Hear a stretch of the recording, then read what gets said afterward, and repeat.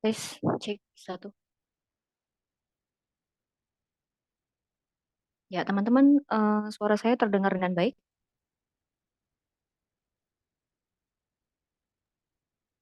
Dengar Kak. Terdengar ya.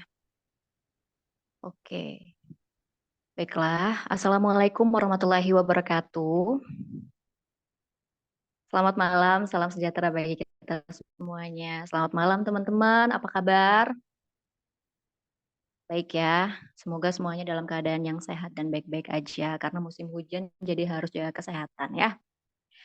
Oke, perkenalkan saya TB Virus, panggil aja TB, yang tentunya hari ini saya, bertugas, sebagai moderator, di webinar kali ini dan saya ucapkan juga terima kasih kepada teman-teman semua yang sudah meluangkan waktunya untuk, join dan juga hadir di acara webinar kali ini ya. Nah, teman-teman, ini adalah kegiatan webinar, rutin ya yang diselenggarakan oleh, Yayasan Bakti Bangsa dan didukung oleh PT Global Cinema Media, Alinea Studio, Asosiasi Entrepreneur Teknologi, Digital Indonesia, dan Asosiasi Konten Kreator Indonesia ya. Di mana tema webinar kali ini adalah Generasi Z dan Dunia Digital, Strategi Sukses Menjadi Talent Media Sosial, begitu ya. Nah, namun sebelumnya saya mohon izin nih untuk dapat menyampaikan susunan acara pada malam hari ini sebagai gambaran kepada teman-teman semuanya. Yang pertama adalah pembukaan, kemudian dilanjutkan dengan penyampaian materi, kemudian sesi tanya jawab ya melalui room chat. Jadi nanti teman-teman akan dipersilakan kalau misalnya ketika ada penyampaian materi, kemudian teman-teman ada yang nggak jelas boleh ditanyain ya. Kemudian, bincang mengenai, pentingnya bonus demografi bagi suatu negara, dilanjutkan sesi dokumentasi, sorry, dan juga, nanti, penutup, di mana teman-teman nanti diharapkan sekali, dihimbau sekali untuk bisa mengikuti webinar, kali ini sampai dengan selesai karena di akhir acara nanti, admin akan, apa namanya, men-share ya, men-share, link presensi di mana itu untuk kebutuhan daripada teman-teman mendapatkan e-sertifikat, begitu ya. Nah, maka dari itu, materi webinar malam hari ini itu akan disampaikan oleh narasumber kita, yaitu Kak Kikis Karisma, selaku founder Dream Hype Management, dan ada banyak sekali segudang pengalaman dan pembelajaran yang tentunya akan disampaikan oleh beliau. Maka dari itu, saya mohon izin ya teman-teman ya untuk menyampaikan sedikit saja profil daripada Kak Kikis Karisma. Jadi Kak Kikis Karisma ini adalah asalnya dari Kota Bogor dan menekuni berbagai macam pekerjaan dan juga hobi, terutama dalam hal pengembangan teknologi, pengelolaan SDM sebagai talent media sosial begitu ya. Beliau juga seorang founder dari agensi talent management bernama Dream High Management yang beliau dirikan sejak tahun 2021 dan beliau juga seorang kreator komik olahraga flag football pertama di Indonesia yang bekerja sama dengan Indonesian Association Flag Football untuk mempromosikan olahraga flag football melalui media komik webtoon dan juga Instagram. Wah, menarik sekali ya. Untuk pengalaman kerjanya beliau juga sempat menjadi marketing manager, teaser project, juga sekarang aktif sebagai analytic team Timnas Flag Football Indonesia, juga aktif sebagai group manager di B Station Indonesia, juga selaku founder and owner dari Dream Hype Management ya. Begitu, teman-teman bisa dilihat di screen admin juga sudah disampaikan di situ ya untuk profilnya. Baiklah. Ya, demikian teman-teman semua untuk profil daripada narasumber kita kali ini. Tanpa perlu berlama-lama lagi, langsung saja kami undang Kak Kikis Karisma untuk dapat bergabung. Ya, halo semuanya, selamat malam. Eh, Selamat malam Kak Kikis, apa kabar? Alhamdulillah aku baik. Suaraku jelas ya? Jelas Kak, jelas Jelas ya? sekali. Oke, Nah, oke. boleh tanya sedikit nggak Kak, kesibukan akhir-akhir ini apa Kak? Aku kalau kesibukan seperti teman-teman tahu ya, saat ini aku paling handling manajemen tahun aku. Terus juga saat Mm-mm. ini kan aku lagi garap project yang webtoon itu. Wah, Bikin komik menarik webtoon. Kak. Komik webtoonnya Hmm? itu soal olahraga flag football. Jadi memang aku ada kerjasama bareng Asosiasi Flag Football Indonesia-nya dan Mm-mm. Kemenpora. dan diminta untuk mengembangkan olahraga flag football melalui media komik, terutama di webtoon dan di Instagram sih, seperti itu.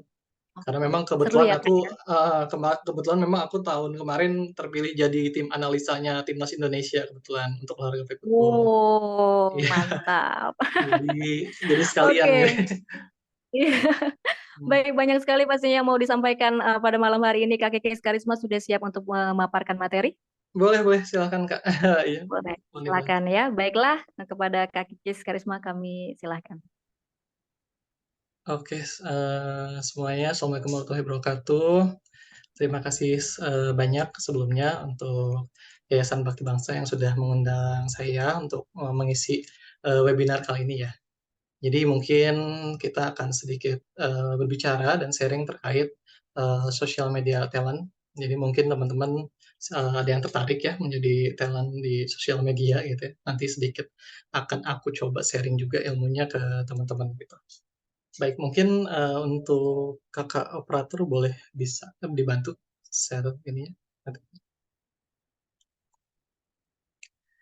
Nah, oke. Oke, topik pembicaraan kita malam ini kita akan bicara soal sosial media talent ya. Di sini sendiri aku Kikis Karisma, sekali lagi salam kenal semuanya. Di sini aku akan memaparkan terkait sosial media talent. Boleh di next. Nah, ini ada salah satu kutipan yang aku suka ya, yang isinya seperti ini. Apa yang tidak dimulai hari ini tidak akan pernah selesai besok. Ini kata-kata dari Johann Wolfgang von Goethe. Jadi Johann Wolfgang von Goethe itu adalah sastrawan dari Jerman. Jadi beliau itu cukup banyak menulis karya sastra dan lain-lain. Dan aku sendiri memang suka membaca dan menulis ya. Jadi memang ini salah satu panutan aku, Johann Wolfgang von Goethe. Boleh di next. Nah, mungkin kalau bicara soal talent media sosial, teman-teman mungkin sekarang pasti udah nggak asing ya dengan talent di media sosial. Mungkin teman-teman tahunya atau kenalnya adalah selebgram atau influencer dan lain-lain. Itu kan memang bagian dari talent media sosial. Nah, di sini talent media sosial itu adalah bisa diartikan sebagai individu yang memiliki keahlian dan keberanian untuk berinteraksi, membuat dan membagikan konten di platform media sosial dengan tujuan mempengaruhi dan terhubung dengan audiens mereka. Mereka seringkali memiliki pengikut yang besar dan berpengaruh di berbagai platform seperti Instagram, YouTube, TikTok, Twitter, dan platform media sosial lainnya. Di sini aku coba bold kata mempengaruhi dan terhubung ya. Jadi memang ada beberapa fungsi ya, untuk talent media sosial sendiri gitu, dan pastinya memang di sini mempengaruhi bukan konotasi yang negatif ya, tapinya memang untuk mengajak atau menginfluence orang-orang untuk mengikuti dan melihat keseharian mereka sebagai talent, dan juga terhubung di sini itu banyak sekali artinya. Jadi bisa terhubung dengan klien, bisa terhubung dengan brand, bisa berhubung dengan sesama talent juga, dan terhubung dengan banyak hal sih seperti itu. Boleh di next. Nah, bicara soal talent media sosial, mungkin sedikit kita bakal melihat data-data dulu ya pastinya ya. Karena memang ketika kita bicara suatu hal, kita harus melihat dan harus memulai dari the problem ya. Jadi masalahnya apa sih sehingga talent media sosial ini sekarang cukup amat diminati dan cukup banyak digemari oleh generasi Gen Z ya terutama gitu. Di sini ada data digital Indonesia tahun 2024. Kalau salah ini aku ambil datanya per Januari, dan di sini aku source-nya juga dari Hotsuite. Jadi mungkin teman-teman bisa lihat juga. Oke, di next. Nah, di sini teman-teman bisa lihat ya bahwa data-data ini tuh memang sebenarnya setiap tahun itu akan ada biasanya, dan di sini juga akan cukup cukup lengkap dan menarik untuk kita baca ya terkait data penggunaan sosial media dan user internet yang ada di Indonesia gitu ya. Terus teman-teman bisa lihat di sini total populasi jumlah penduduk kita itu ada sekitar 276,4 juta. Di sini perangkat mobile yang terhubung itu ada 353,8 juta. Di sini malah perangkat mobilnya sendiri lebih besar daripada total populasi jumlah penduduk. Ini mengartikan bahwa Indonesia sendiri sangat konsumtif untuk mengkonsumsi digitalisasi ya pastinya. Ada sekitar 128% dari total populasi. Ini cukup sangat sangat amat besar gitu. Terus pengguna internetnya juga di sini ada 212,9 juta. Di sini sebanyak 77% dari total populasi. Itu tadi ya, karena memang di era digital ini siapa sih yang nggak pakai internet gitu ya? Siapa juga yang memang nggak main HP dan nggak main gadget gitu di era modern seperti ini gitu. Terus yang keempat ada pengguna media sosial aktif ada sebanyak 167 juta. Ini sekitar 60,4% dari total populasi. Ini juga cukup besar untuk ukuran suatu negara ya terhadap konsumsi internet sendiri. Oke, boleh di next. Nah, selanjutnya di sini ada beberapa data ya yang bisa teman-teman lihat juga. Di sini ada waktu rata-rata setiap hari dalam penggunaan internet itu warga Indonesia menghabiskan waktu sebanyak 7 jam 38 menit. Ini lumayan ya, waktunya hampir sama kayak kita kerja ya. Lumayan lama sekali gitu.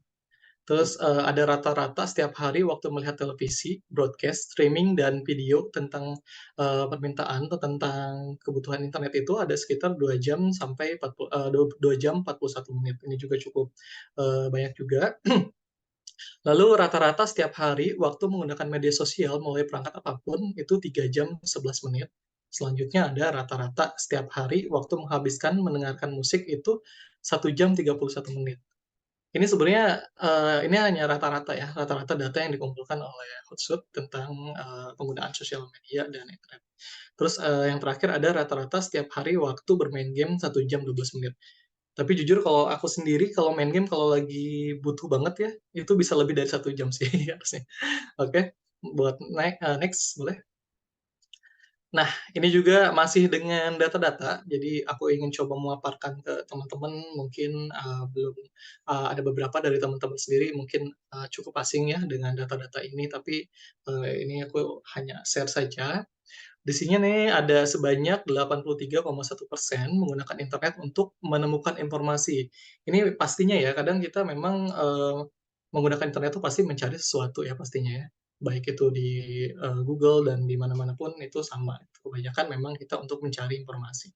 Terus sebanyak 70,9% menggunakan internet untuk berhubungan dengan teman dan keluarga. Ini pasti memang di zaman sekarang kita komunikasi pasti lewat internet atau mungkin sosial media gitu ya.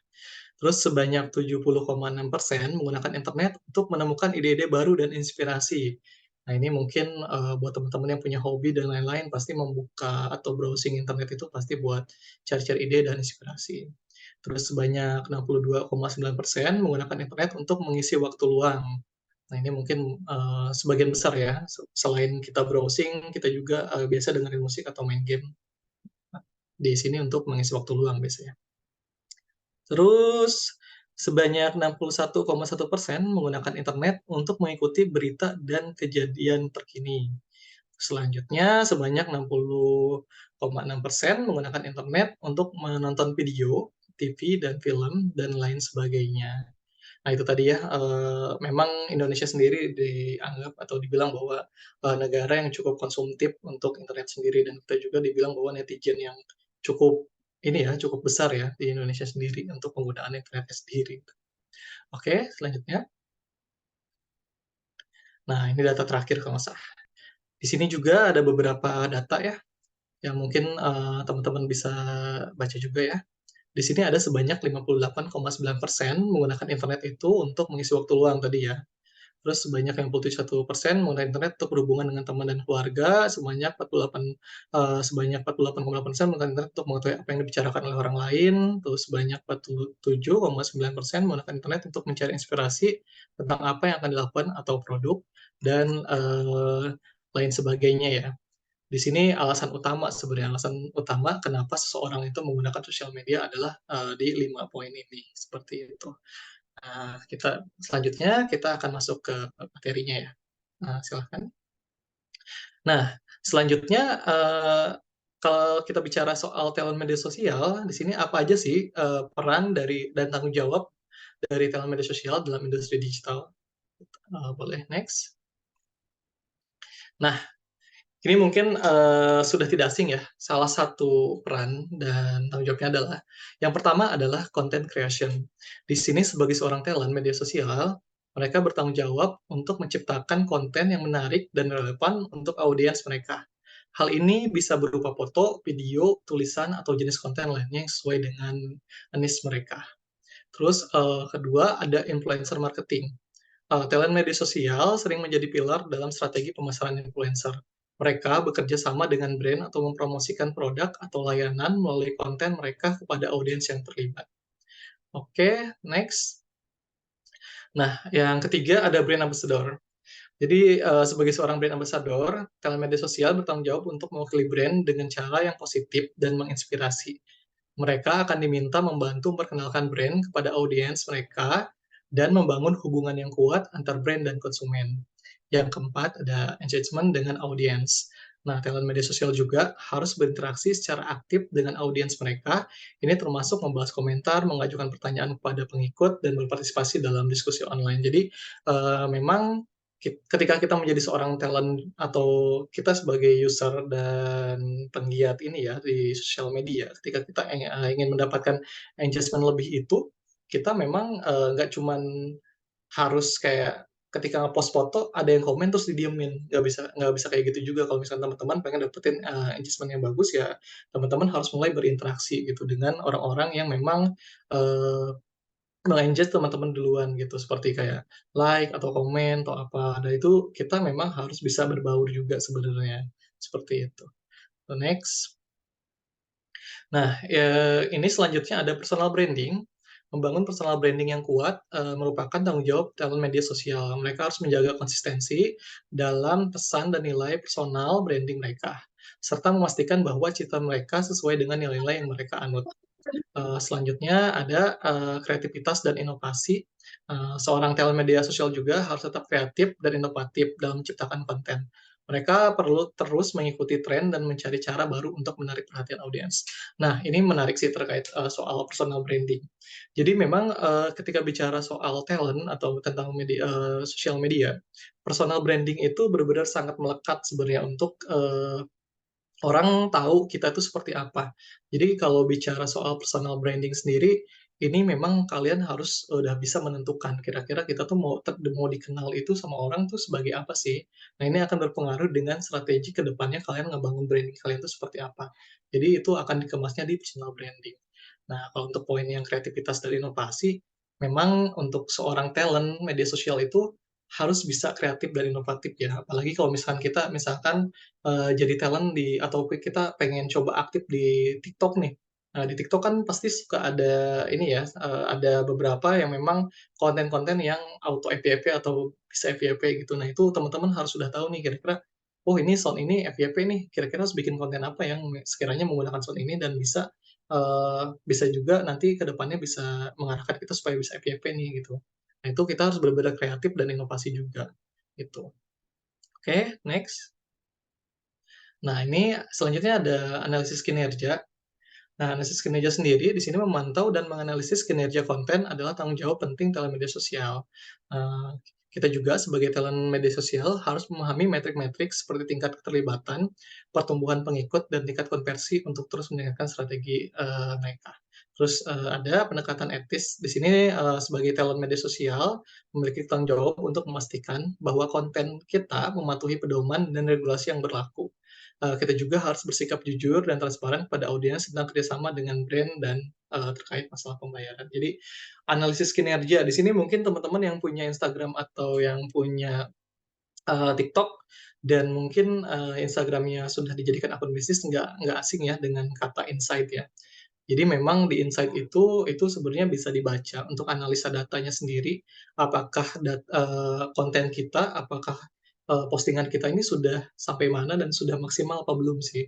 Nah, itu teman-teman bisa dicek lewat insight Instagram teman-teman juga gitu. Nah, di sini juga kan banyak ya, banyak ada engagement, eee, ada demografi, ada gender dan lain-lain. Itu bisa kita analisa. Jadi kita tuh bisa menentukan kira-kira sasaran dan target mana aja sih yang nanti kita akan coba capai dan coba kita untuk tuju gitu di konten-konten yang akan kita buat.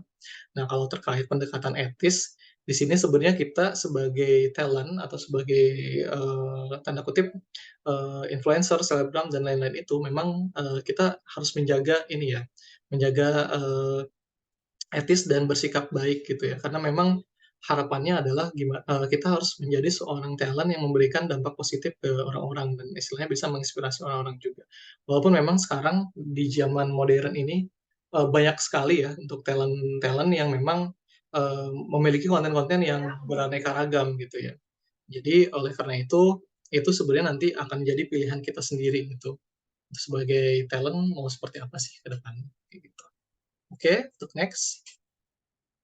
Nah, ini tadi aku sempat ini ya sebut ya. Di sini jenis-jenis talent media sosial itu sebenarnya ada beberapa. Cuman aku coba masuk ke coba tulis sih ada beberapa di sini.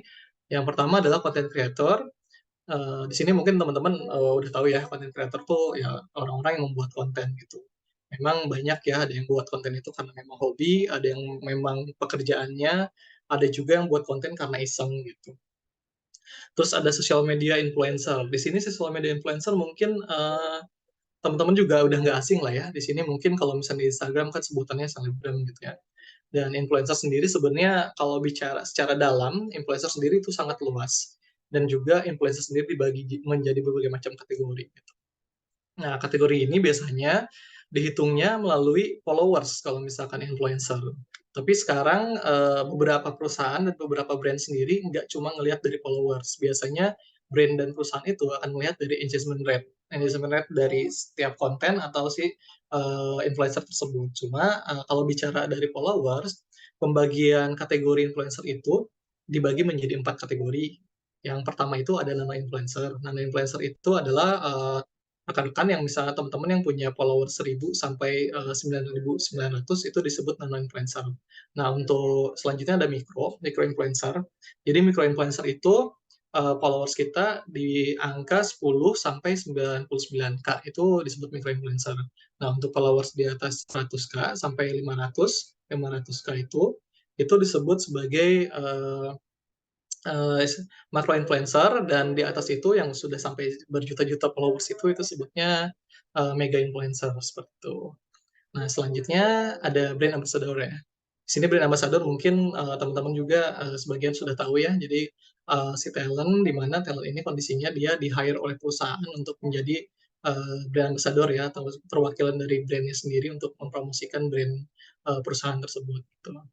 Nah, bicara soal talent media sosial, blogger juga termasuk. Blogger juga termasuk sebagai talent media sosial dan vlogger juga termasuk sebagai talent media sosial. Gitu. Jadi memang talent media sosial ini tuh cukup banyak ya dan lain-lain sih. Seperti itu. Boleh next? Oke, ini terus gimana sih caranya jadi talent media sosial gitu? Oke, next. Nah, kalau bicara soal gimana caranya jadi talent media sosial, ya pastinya yang pertama yang harus kamu lakukan adalah niat dan mau belajar sih, betul ya.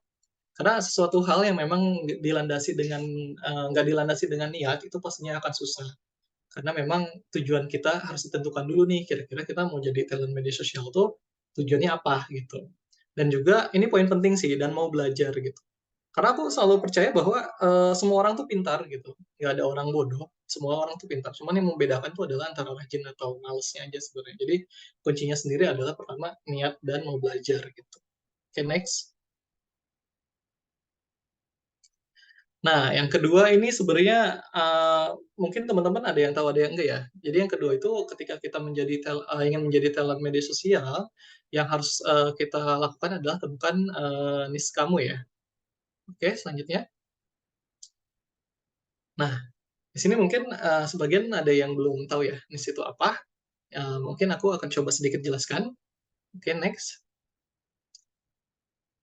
Nah, jika bicara soal niche, di sini mungkin teman-teman juga bisa baca ya. Ini sendiri adalah pasar atau segmen spesifik dalam industri tertentu yang fokus pada kebutuhan atau minat yang terbatas dan tertentu. Dalam konteks dalam media sosial, niche mengacu pada topik atau tema tertentu yang menjadi fokus konten dan audiens mereka.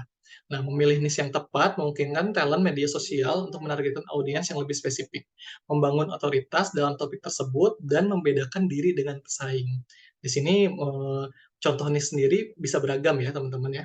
Mulai dari passion, makanan, kecantikan, kesehatan, teknologi, hobi, dan banyak lagi.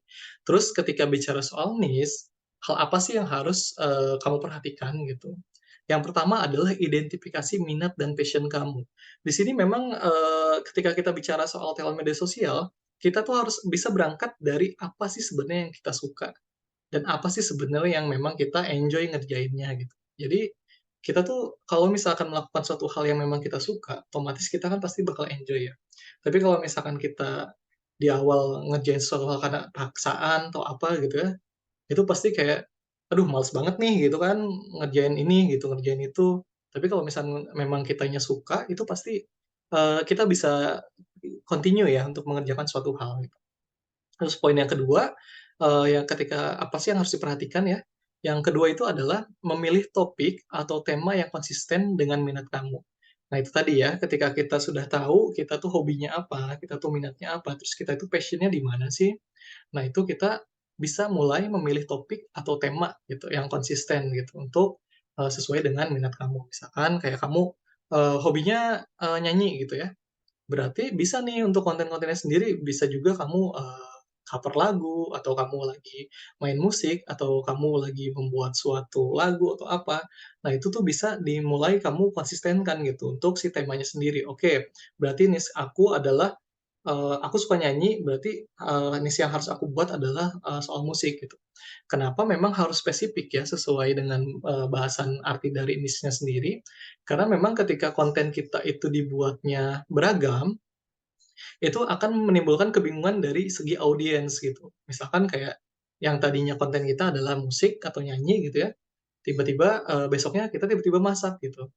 Nah itu, orang kan pasti bingung ya fans atau misalkan orang-orang yang follow kamu kan, follow kamu itu karena pengen denger kamu nyanyi misalkan atau pengen ngelihat, karya-karya musik kamu. Nah tiba-tiba kamu masak gitu kan, itu agak sedikit berbeda. Tapi walaupun bisa sih sebenarnya masak sambil nyanyi gitu ya. Itu biasa aku juga kadang kayak gitu sih, tapi nggak kontenin juga gitu. Tapi, untuk bicara soal niche, ini adalah bicara soal segmen yang spesifik dan memang konteksnya adalah ruang lingkup yang, apa ya sebutannya, ruang lingkup yang memang kita, berfokus gitu di satu hal, kayak gitu ya. Terus, kenapa sih niche itu penting? Boleh next? Nah, ini ada beberapa pemaparan kenapa niche itu penting. Pertama adalah karena untuk target audiens ya, tadi yang seperti aku udah bilang bahwa di sini fokus pada niche memungkinkan talent media sosial untuk menargetkan audiens yang lebih spesifik dan terkait dengan minat atau kebutuhan mereka. Ini dapat meningkatkan kualitas pengikut dan keterlibatan karena mereka lebih cenderung tertarik dengan konten yang relevan dengan kepentingan mereka. Nah, itu tadi ya, ketika kita misalkan oke, misalkan niche kita adalah masak gitu ya, otomatis, bisa nih kita buat konten-konten kayak tutorial masak, tutorial resep atau menu dan lain-lain gitu. Otomatis ketika kalian sudah konsisten, followers kalian juga sudah mulai banyak dan lain-lain, nah itu otomatis orang-orang yang follow kalian tuh pasti pengen lihat lagi nih untuk next-nya kayak, "Oh ternyata, Kak Kikis nih untuk hari ini masak, apa nih, nasi liwet," misalkan kan.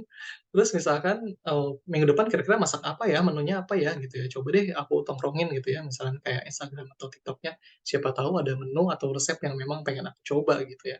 Nah itu bicara soal target audience gitu yang tadi aku bilang bahwa ketika nanti niche-nya berubah, orang-orang tuh akan kebingungan gitu. Selanjutnya ada differentiation ya. Di sini NIS memungkinkan talent media sosial untuk membedakan diri dari pesaing dan menonjol di pasar yang ramai. Dengan menawarkan konten yang unik dan berfokus, mereka dapat menarik perhatian pengikut potensial dan membangun membangun pangsa pasar mereka sendiri. Jadi kenapa kita memang harus membuat atau harus fokus dengan niche kita ya dan kita memang harus konsisten. Di sini adalah tujuannya adalah kita menciptakan atau membuat suatu hal yang berbeda dengan orang-orang lain gitu ya. Nah, walaupun memang sebenarnya kalau bicara soal beda, ya pasti akan ada kesamaan ya, tapi mungkin nanti seiring berjalannya waktu, kalian tuh akan tahu bahwa, unique selling proposition kalian tuh apa sih gitu, dan keunikan konten kalian tuh apa sih. Nah, itu nggak bisa dibangun dalam waktu yang singkat ya teman-teman. Jadi itu memang harus seiring berjalannya waktu dan memang harus terus continue gitu. Akhirnya, nanti ke depannya kalian akan dapat gitu kira-kira keunikannya apa sih gitu dari si, konten yang kalian buat kayak gitu. Selanjutnya, di sini ada passion and expertise. Di sini, memilih niche yang sesuai dengan minat dan pengetahuan talent media sosial, membuatnya lebih bersemangat dan dalam menciptakan konten. memiliki pengetahuan yang lebih dalam tentang topik tersebut yang dapat meningkatkan kualitas konten dan daya tarik bagi pengikut mereka. Jadi memang itu tadi ya, ketika kita bicara soal konsisten dan menekuni suatu hal, lambat laun seiring berjalannya waktu kita tuh akan menjadi expertise, kita akan menjadi seorang yang expert di bidang yang memang kita tekuni. Yang tadi kita ambil contoh bahwa ketika kita fokus dengan konten memasak, otomatis di situ kan kita akan terus belajar ya, memasak itu seperti apa. Terus akhirnya kita istilahnya paham dengan bumbu-bumbu masakan, terus juga kita akan terus update terkait masakannya akan seperti apa. Di situ kita akan terus berkembang dan juga istilahnya akan terus bersemangat gitu ketika kita emang tadi ya sesuai dengan passion dan kita juga enjoy ngejalaninnya, itu pasti teman-teman lebih akan seneng gitu ketimbang kayak dipaksa untuk membuat konten yang kalian nggak suka gitu. Di situ pasti kalian nggak bakal enjoy dan nggak bakal continue sih. Terus selanjutnya ada building authority. Di sini dengan memilih misi yang tepat, talent media sosial dapat membangun otoritas dan keahlian dalam topik tersebut. Mereka memiliki kesempatan untuk menjadi sumber informasi yang terpercaya dan disegani dalam komunitas mereka. Jadi bicara soal building authority ini mungkin seperti kayak kalian ngebangun suatu kolam ikan, di mana kolam ikannya itu kalian tuh udah punya sumber-sumber terpercaya sendiri gitu, maksudnya sumber-sumber ikannya sendiri gitu yang memang sudah kalian pupuk dan sudah kalian beri beri apa ya, beri makan dan akhirnya ikan itu menjadi besar. Di sini mungkin jadi teman-teman sendiri punya suatu keahlian dalam topik tersebut. Misalkan tadi ya, kita ambil contoh misalkan yang masak atau misalkan musik yang tadi masih masuk ke poin yang passion expertise, ketika kalian memang sudah mulai ahli, sudah mulai ternyata kalian itu sudah punya pengalaman banyak dan sudah diakui oleh orang-orang. Nah, di sini tuh orang-orang bisa datang ke konten kalian atau datang mampir ke Instagram atau TikTok dan lain-lain, YouTube dan lain-lain, itu untuk mencari informasi gitu. Dan juga ya itu tadi ya, bisa menjadi kayak, "Oh pengen masak ini nih, coba kita cari Instagram-nya atau misalkan YouTube-nya si ini, si A misalkan ya, untuk mencari, menu-menu apa nih yang bisa kita pelajari." Nah itu bisa jadi disebut dengan building authority, di mana kalian jadi sumber informasi untuk kebutuhan orang lain, kayak gitu. Yang kelima, di sini ada monetisasi opportunities ya. Di sini fokus pada niche yang spesifik dapat membuka peluang untuk mendapatkan penghasilan seperti kolaborasi dengan brand yang relevan, sponsor konten atau peluang afiliasi. Brand juga cenderung mencari talent yang memiliki audiens yang terlibat dan relevan dengan produk atau layanan mereka. Jadi ini memang yang biasa dilakukan oleh ini ya, talent management ya pastinya ya. Dan ketika kalian pun bisa sebenarnya tanpa harus join dengan talent management pun sebenarnya ketika kalian memang sudah punya followers yang bagus, konten kalian juga bagus dan kalian juga udah, rutin ya membuat suatu konten, itu tuh kalian bisa ada kesempatan untuk kerjasama dengan brand dan juga bahkan kalian bisa, punya sponsor sendiri untuk kebutuhan konten kalian, gitu. Nah, itu memang salah satu hal yang memang, ke depannya itu diharapkan sebenarnya ya. Jadi ketika kita sudah mulai konsisten, kita enjoy, kita juga memang, punya followers yang banyak. Nah, sebenarnya itu, bisa dibilang bahwa aku selalu bilang ke teman-teman aku atau orang-orang yang memang ketemu dan kita bahas terkait masalah sosial media, di era sekarang itu, sosial media itu udah aku anggap sebagai investasi sebenarnya, gitu kan. Kenapa investasi? Karena memang, bicara soal dunia digital itu perkembangannya kan cukup luas dan kita tuh, kadang selalu terpaku apalagi di generasi di atas kita ya, selalu berpikir bahwa, "Ah, kerja itu ya udah kerja kantoran," gitu kan, "kerja di mana," gitu. Padahal sebenarnya di era modern ini, kita tuh sebenarnya bisa kerja di mana aja dan kerja itu sebenarnya nggak terpaku dengan kerja harus di kantor, kerja harus di mana, dan banyak hal yang memang kita bisa manfaatkan untuk, menghasilkan sesuatu, seperti itu. Boleh selanjutnya?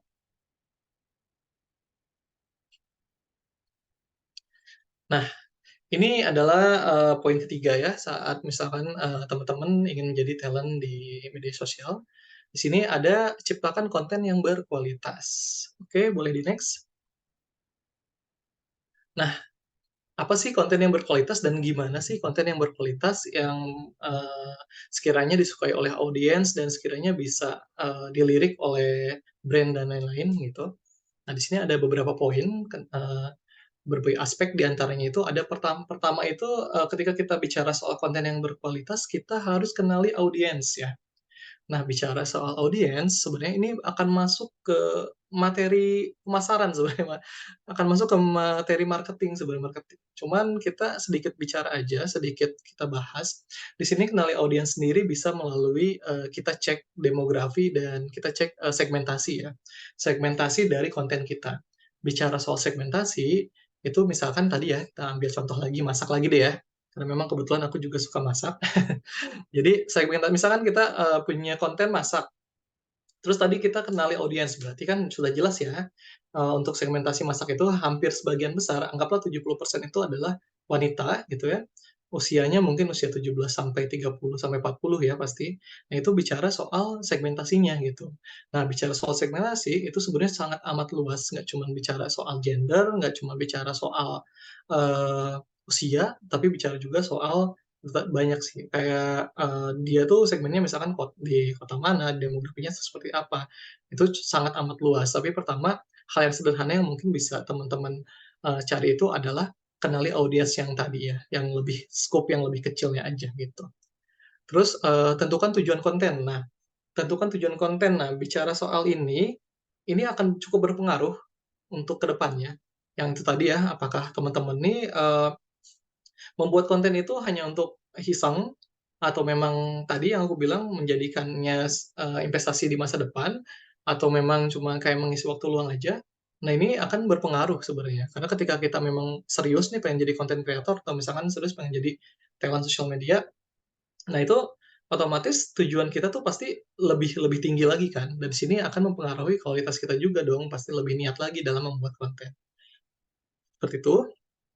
Terus yang ketiga, tadi ya, ini kita harus menentukan niche dan topik. Karena memang kalau misalkan kita membuat konten yang terlalu general dan terlalu luas, itu akan sangat sulit untuk menjaring, audiens kita gitu, dan audiens kita pun akan cukup bingung gitu dengan hal ini gitu.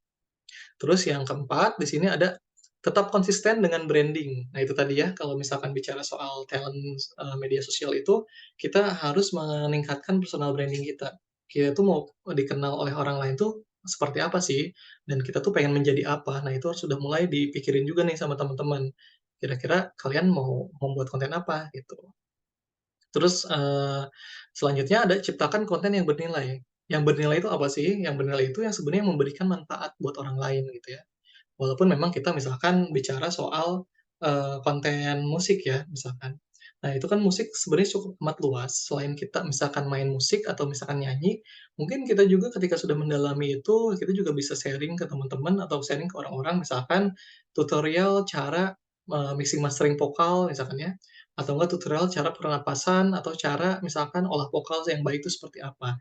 Jadi di situ akan menciptakan engagement yang bagus dan orang-orang pun mungkin akan melihat bahwa konten kalian ini memiliki nilai yang baik gitu, karena mereka bisa mendapatkan ilmu dari konten yang kalian buat, kayak gitu.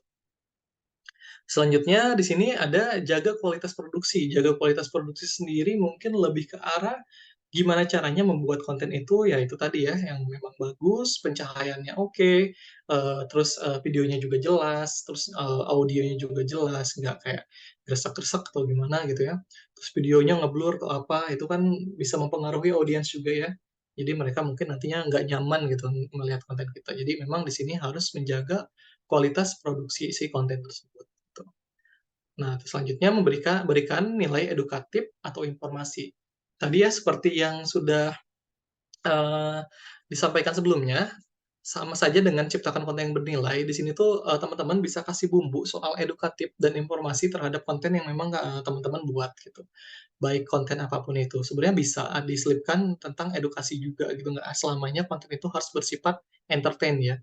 Tapi, konten itu benar-benar sangat amat luas, salah satunya itu adalah kita bisa memberikan nilai edukatif dan informasi dari konten yang kita buat. Terus yang selanjutnya adalah kita harus buat konten yang terjadwal dan konsisten. Nah, memang ini salah satu ujian ya buat semua talent media sosial atau content creator, influencer, atau apapun itu adalah, konsisten dan, membuat konten yang terjadwal gitu. Apalagi kita bicara TikTok ya, algoritma TikTok kan sebenarnya bisa dibaca, tapi cukup memang kita tuh diperlukan konsisten. Misalkan kayak gimana caranya harus bisa bikin konten sehari satu. Nah, kalau misalkan kita bisa konsisten seperti itu, mungkin pertumbuhan konten kita bisa lebih bagus ya. Tapi kalau misalkan nggak bisa konsisten, misalkan kayak kita upload konten cuman seminggu sekali atau misalkan sebulan, bahkan sebulan sekali ya, itu ya mungkin ya akan membuat kita tuh nggak bakal bisa grow up gitu di si TikTok-nya itu gitu. Dan juga kadang yang nggak terjadwal, misalkan kayak kita sebenarnya kan kalau misalnya bicara data, kita sebenarnya bisa selalu lihat update bahwa kapan sih waktu terbaik untuk posting di Instagram, kapan sih waktu terbaik untuk posting di YouTube dan di misalkan di TikTok, itu tuh selalu ada data-datanya yang memang mungkin bisa dijadikan referensi sebenarnya untuk teman-teman dalam, menjadwalkan suatu, konten gitu ya. Nah itu jadi memang harus terjadwal dan konsisten. Nah, selanjutnya dengarkan umpan balik. Umpan balik itu lebih ke arah feedback ya. Jadi misalkan kita bikin konten, ada yang komen gitu, "Kak, kontennya, gini mulu Kak, coba dong benerin," misalkan. Nah, itu kan sebenarnya kayak terlalu ofensif untuk kita dengarkan atau untuk kita baca, tapi sebenarnya kadang kita harus berpikir bahwa, kritikan-kritikan pedas dari orang lain itu adalah sumber kita belajar dan sumber kita untuk upgrading skill lagi gitu. Tapi kadang kita terlalu berpikir bahwa, "Ah, dia ngejudge gue nih," gitu kan, kayak gini. Jadi, "Ah, males banget blokir," misalkan kayak gitu. Tapi kan sebenarnya nggak kayak gitu. Kadang kita oke lah, misalkan memang kadang mulut netizen kan pedes-pedes ya. Nah itu jadi itu sebenarnya nggak apa-apa, kita coba ambil baiknya, sisi baiknya kita ambil, dan sisi buruknya kita buang, dan jangan sampai kita menjadi netizen yang seperti itu, gitu kan. Jadi kita coba dengarkan yang baik seperti apa, dan kita jadikan itu menjadi bahan kita untuk upgrading ke depannya, kayak gitu. Nah selanjutnya ada gunakan format yang beragam. Jadi, ketika bicara soal konten, itu nggak selamanya harus video ya teman-teman ya. Ketika kita menjadi seorang talent media sosial itu, kita juga bisa bercerita melalui foto, bisa bercerita melalui tulisan, bisa bercerita melalui banyak hal, karosel dan lain-lain gitu ya. Karena memang, sifatnya sendiri kita, nggak selamanya itu harus video, kecuali memang mungkin, kebutuhannya di TikTok ya. Walaupun memang di TikTok juga kan bisa share foto atau tulisan doang tuh nggak masalah, tapi, ini bisa menjadi masukan juga buat teman-teman bahwa membuat konten itu nggak selamanya harus video, tapi beberapa hal bisa dijadikan konten, yang penting itu tadi ya, punya, nilai, punya juga tujuan konten itu seperti apa, dan memang konten itu sesuai dengan niche yang memang kita coba ingin bangun, gitu. Oke, selanjutnya. Nah, di sini, poin keempat, ini di sini, mungkin agak cukup krusial buat rekan-rekan ya, atau teman-teman yang introvert nih. Di sini agak kita memang salah satunya ketika kita ingin menjadi talent di media sosial, yang baik itu seperti apa dan memang gimana sih caranya biar bisa grow up, biar bisa upgrade ke depannya dan lain-lain, salah satunya adalah bangun koneksi dan jaringan. Oke, next. Nah, di sini untuk membangun koneksi dan jaringan itu ada berbagai macam cara ya sebenarnya. Di sini aku coba masukin 2 aja. Yang pertama ada bergabung dengan komunitas terkait, di media sosial. Misalkan tadi ya, kalau misalkan kita bicara soal kita adalah, talent media sosial yang niche-nya itu adalah, masak gitu ya, dan hobi kita masak. Itu kita kalau bisa, itu kita cari komunitas yang memang, komunitasnya itu bergerak di bidang masakan atau yang hobinya masak juga, kayak gitu. Jadi hal ini bisa, kalian sendiri ketika, join di dalam komunitas tersebut, kalian juga di situ bisa bertukar pikiran dan juga kalian bisa, saling, memberikan ini ya, masukan dan juga kritik dan saran gitu. Karena dengan itu kalian bisa lebih tahu lagi nih kira-kira apa sih kelebihan dan kekurangan dari konten kita, dan apa aja sih yang memang, bisa kita kolaborasikan nih dengan orang-orang yang misalkan punya konten dan niche yang sama gitu dengan kita gitu. Jadi sangat amat disarankan untuk, teman-teman yang memang mau coba join atau pengen coba jadi, talent media sosial tuh untuk ya join komunitasnya sendiri gitu. Bahkan sekarang banyak ya kayak komunitas influencer, ada komunitas, apa aja sih, banyak banget sebenarnya kalau bicara soal komunitas-komunitas, soal digital ya. Itu bisa membantu teman-teman juga buat nambah kenalan dan nambah wawasan juga. Nah, yang kedua sendiri adalah jalin hubungan dengan brand dan rekan potensial. Jadi, membangun hubungan dengan brand ini sebenarnya, perlu proses dan waktu ya, apalagi memang kalau misalkan teman-teman ini, baru ya, baru terjun di dunia, talent atau dunia sosial media ya. Karena memang ketika kita menjalin hubungan dengan brand ini biasanya ini melalui agensi atau melalui talent management. Karena talent management sendiri biasanya memang ada koneksi terhadap brand dan memang itu untuk kebutuhan social media campaign ya. Jadi di sini ketika teman-teman memang dipercaya oleh suatu brand untuk mempromosikan atau menjadi istilahnya menjadi sosial media partner atau misalkan jadi influencer dari brand tersebut atau brand ambassador brand tersebut. Nah, teman-teman di sini kalau bisa harus bisa menjaga hubungan baik. Dan ketika kalian dapat job misalkan dari brand tersebut, nah kalian nih harus bisa menyelesaikan tugas kalian tuh sesuai dengan brief yang dikasih oleh pihak brand dan juga harus bisa sesuai dengan tepat waktu. Karena memang ada aku sebenarnya beberapa kasus pernah mengerjain social media campaign dari beberapa brand. Nah, itu tuh kadang kita sebagai talent gitu ya, itu bener-bener kayak harus standby gitu. Kayak misalkan sehari tuh harus ngerjain misalkan 1 sampai 2 video yang memang nanti diberikan kayak client brief dari pihak brand yang memang kadang briefnya itu bener-bener susah banget gitu.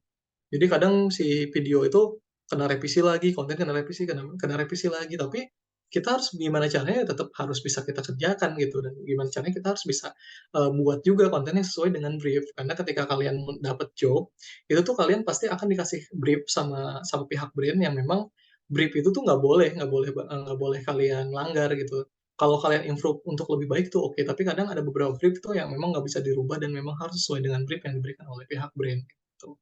Dan di sini ada rekanan potensial ya. Rekanan potensial mungkin ini bisa nyambung ke tadi ya, ke komunitas. Misalkan kalian sekarang masuk komunitas yang cukup besar, di mana di situ isinya adalah influencer atau selebgram atau misalkan brand ambassador atau content creator yang memang punya followers banyak atau udah punya komunitas sendiri atau udah punya banyak relasi dan lain-lain. Nah, itu sebenarnya bisa tuh kalian deketin gitu ya.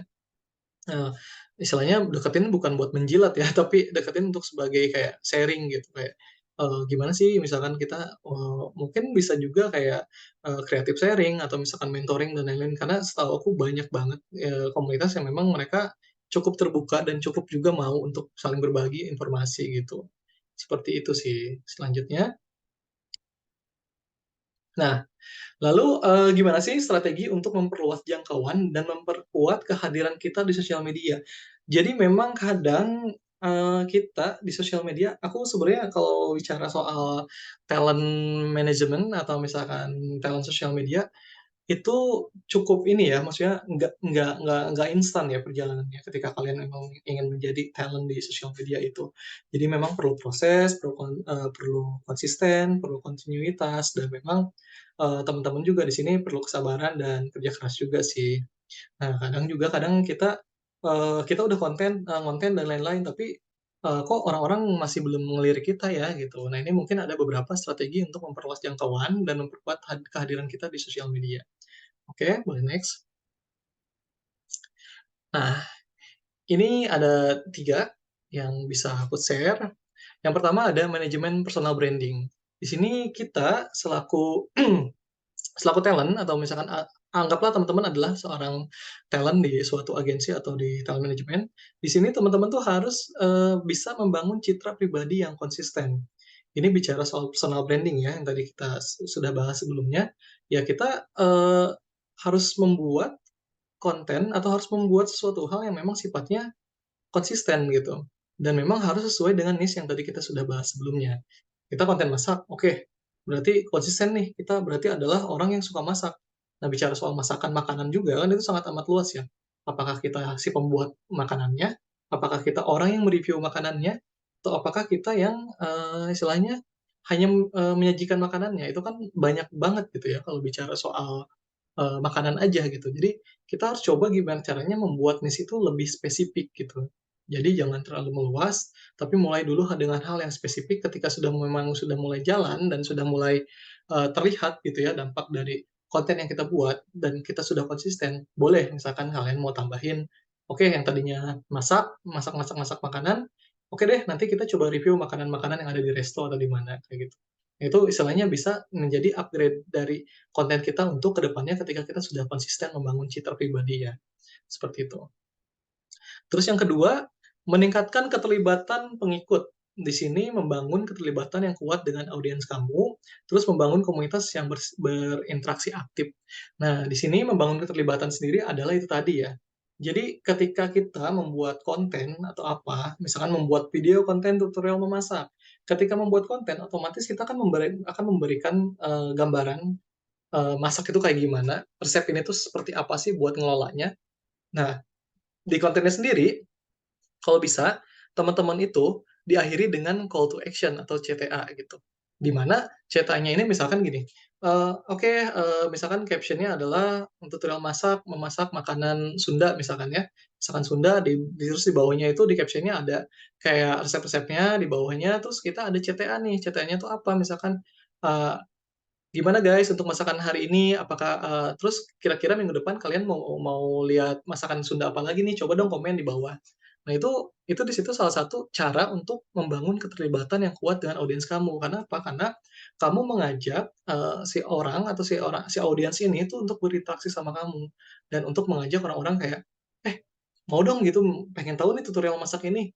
Nah itu otomatis dari CTA itu akan menghasilkan engagement ke konten kamu juga, kayak gitu. Terus yang kedua adalah membangun komunitas yang berinteraksi aktif. Nah, ini tadi ya, antara kita ketika kita sudah mulai running, apakah kita join komunitas atau kita membuat komunitas sendiri. Tapi kalau misalkan teman-teman dirasa sangat amat berat gitu ya, membuat jaringan atau membuat suatu komunitas, ya aku sarankan adalah ya, teman-teman better ikut dengan komunitas yang sudah ada dan untuk berinteraksi secara aktif di sana. Dan karena ada beberapa komunitas yang memang di situ adalah komunitas influencer atau komunitas talent sosial media itu di situ juga ada informasi terkait pekerjaan. Jadi nggak cuma soal edukasi, tapi juga ada beberapa memang ada yang suka share juga kerjaan terkait sosial media campaign di komunitas atau di grup tersebut. Nah, yang ketiga, di sini ada kolaborasi dan kesempatan sponsorship. Jadi di sini menjalin kemitraan dengan brand atau perusahaan, terus mengelola hubungan dengan brand dan bekerja sama untuk campaign dan proyek. Proyek sini maksudnya bukan proyek bangunan ya, tapi proyek sosial media ya. Nah, di sini menjalin kemitraan dengan brand atau perusahaan. Nah, ini ketika, teman-teman sudah kontennya bagus, konsisten, dan sudah punya punya apa ya, punya audiens yang, istilahnya yang memang selalu hadir gitu ya ketika kalian membuat konten. Di sini teman-teman pasti ke depannya akan dilirik sih sama pihak brand atau perusahaan. Atau bahkan ketika mungkin brand dan perusahaan belum ngelirik teman-teman nih, tapi minimal tuh, akan ada agensi atau talent management yang bakal ngelihat gitu, dan ngajak dia sama. Biasanya kayak aku nih, aku, handling manajemen misalkan, ternyata aku dapat pekerjaan kayak social media campaign tentang, otomotif. Nah, otomatis karena aku mungkin di talent management aku nggak ada talent yang niche-nya itu otomotif. Nah, aku bakal cari nih, kira-kira, aku butuh misalnya 50 KOL ya, 50 influencer untuk, campaign, otomotif untuk review motor misalkan, motor apa gitu ya. Nah, itu tuh aku bakal cari gitu. Nah, itu menjadi salah satu kesempatan ketika kita memang sudah punya audiens, followers kita udah oke, dan kita sudah konsisten, itu ada kemungkinan kalian tuh bakal dicari dan bakal diajak untuk mengerjakan suatu campaign sosial media gitu ya. Sini, nyambung dengan mengelola hubungan dengan brand dan bekerjasama untuk campaign dan proyek. Nah, tadi yang proyek yang aku maksud itu adalah sebenarnya ketika kita menjadi talent media sosial itu, banyak sekali pekerjaan yang bisa, teman-teman kerjakan. Salah satunya itu adalah mungkin yang sering teman-teman tahu itu adalah pekerjaan endorsement, di mana teman-teman dapat produk atau misalnya teman-teman harus nge-review suatu jasa atau produk sesuatu tertentu, dan teman-teman promosikan di sosial media teman-teman. Itu salah satunya. Dan juga sangat amat banyak ya bicara soal job di sosial media, ada endorsement, ada paid promote, ada visit place, ada juga review, dan lain-lain sih sebenarnya mungkin, di lain kesempatan aku bisa bahas terkait masalah itu, kayak gitu. Oke, selanjutnya. Nah, di sini tadi kita udah banyak bahas ya, banyak bahas, gimana sih caranya buat jadi talent media sosial yang memang, oke, dan gimana caranya buat ngembangin diri kita, agar kita bisa menjadi, talent sosial media yang bagus dan dilirik oleh brand dan, perusahaan ya. Di sini ada langkah terakhir mengukur dan mengelola kesuksesan kamu. Oke, next. Nah, Ini adalah step atau mungkin hal yang memang harus teman-teman perhatikan ketika, teman-teman menjadi talent media sosial. Ada beberapa talent-talent yang aku pernah handling dan mereka sebenarnya masih belum tahu dan bingung gitu, ketika mereka belum join sama aku dan mereka belum mengerti gitu, gimana sih caranya analisis, kinerja media sosial, kayak gitu. Nah, di sini kita, sedikit bahas analisis kinerja media sosial itu yang pertama adalah memahami metrik kunci untuk mengukur kinerja kamu. Nah, di sini yang tadi aku bilang ya, bahwa ketika kita bicara soal sosial media, itu selalu akan ada data analyze di dalam sosial media tersebut. Nah, ketika kita sudah mengerti bagaimana caranya membaca data, atau misalkan kita sudah tahu nih caranya, oh ternyata ketika baca insight, atau misalkan kalau di TikTok kan wawasan ya, ketika kita buka wawasan tuh kan banyak banget ya. Misalkan ada retensi, ada suka, ada kira-kira ini yang ditonton yang nonton video kita ini, dari negara mana, terus, kota yang paling banyak di mana, dan usia berapa. Nah, data-data tersebut tuh sebenarnya itu bisa jadi landasan kita untuk membuat konten gitu.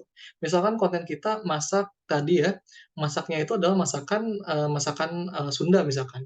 Nah, itu kita bisa analisa juga, "Wah, ternyata ketika aku bikin masakan Sunda nih, oh ternyata yang like itu sebanyak ini."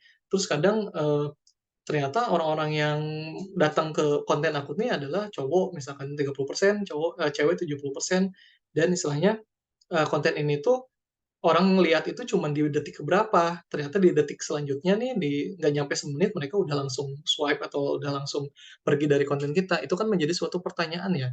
Karena ketika kita sudah bisa membaca itu, otomatis ketika kita membuat konten selanjutnya, kita udah tahu nih. Nah, kita tahu pun sudah berdasarkan data sesuai dengan apa yang terjadi di lapangan. Dalam arti, si data tersebut tuh kita udah tahu dari konten yang kita buat sebelumnya gitu. Nah, selanjutnya menganalisis data untuk meningkatkan strategi kamu. Nah, tadi sebenarnya udah lanjut ya, udah masuk ya. Jadi ketika kita sudah mengumpulkan data dari postingan sebelumnya, atau misalkan kita ambil, per quarter deh, misalkan, oke aku konten selama 3 bulan. 3 bulan ini kita rekap, kita cek datanya, oh ternyata selama 3 bulan ini followers aku cuma naik segini. Terus misalkan insight yang aku dapat, engagement yang aku dapat tuh cuma segini. Nah ini kenapa nih? Kenapa sih insight-nya cuma dapat segini dan kenapa engagement-nya cuma segini?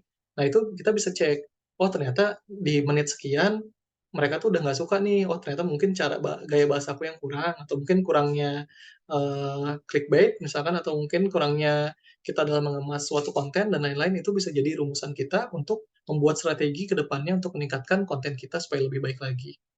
Nah, oke. Selanjutnya ada adaptasi dan pertumbuhan.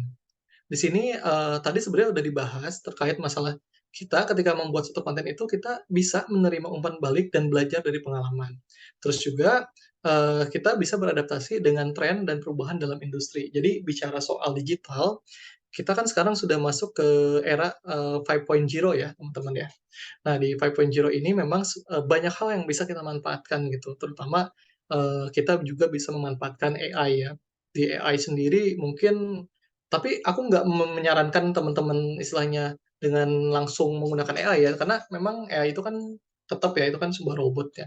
Tapi kita sebagai manusia gimana caranya harus bisa kreatif. Nah, kalau bisa ini gimana caranya kita yang harus memanfaatkan AI gitu. Tapi jangan sampai ketergantungan. Kenapa? Karena kita sendiri memang harus terus mengasah otak kita gitu. Kalau misalnya kita ketergantungan sama AI, yang ada terlalu nyaman, terlalu enak, dan kitanya nggak jadi, otak kita malah jadi nggak kreatif gitu. Jadi di sini, teman-teman bisa belajar dari pengalaman tadi berdasarkan data dan lain-lain.